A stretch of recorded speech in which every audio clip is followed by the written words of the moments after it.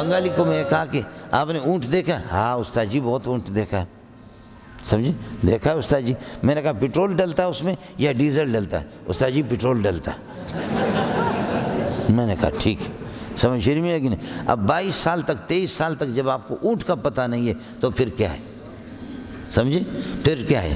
مجھے کہا کہ استاد جی مجھے کوئی دم بتا دو میں امتحان میں پاس ہو جاؤں، ہمیشہ فیل ہوتا ہوں.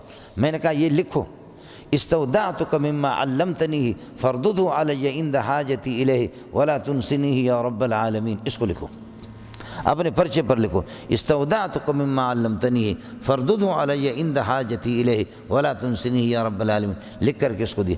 کہتے بس ابھی یہی پڑھوں اور پرچے جب کاپی آ جائے اس پر یہی لکھوں، بسم اللہ کے بعد یہی لکھوں، باقی پھر بھی پاس ہو جاؤں گا؟ میں نے کہا بالکل مطمئن رہو، پڑھو نہیں، کوئی مطالعہ کی ضرورت نہیں. اب آپ دیکھیں کہ 23-24 سال جس کی عمر ہو گئی ہے وہ اتنا بے وقوف ہے، خامسہ میں پڑھ رہا ہے.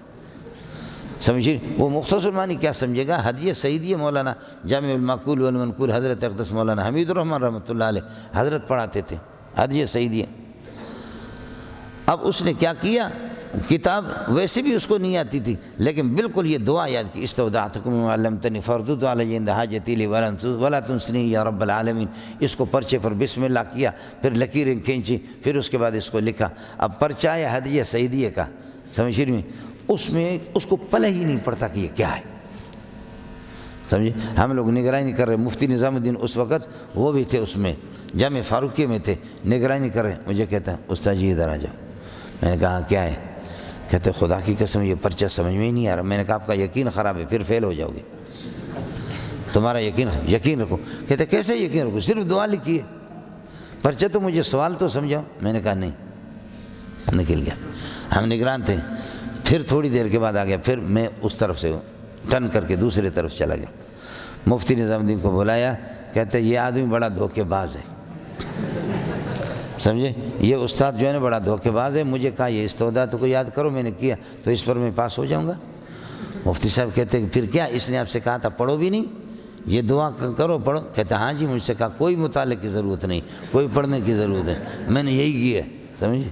مفتی صاحب مجھے کہتے وہ فراڈی ہے، ادھر آ اور بغیرت ادھر آ جا. میں آ گیا. میں نے کہا کیا ہے؟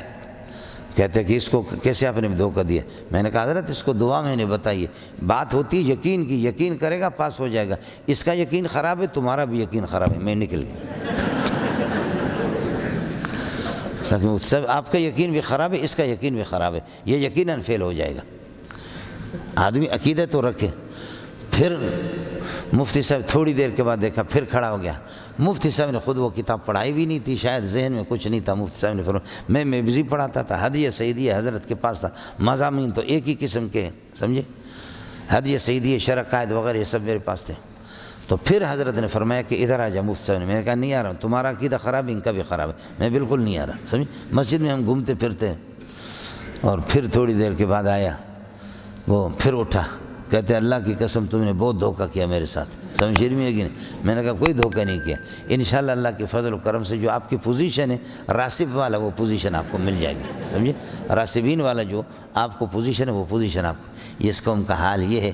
یہ تفسیر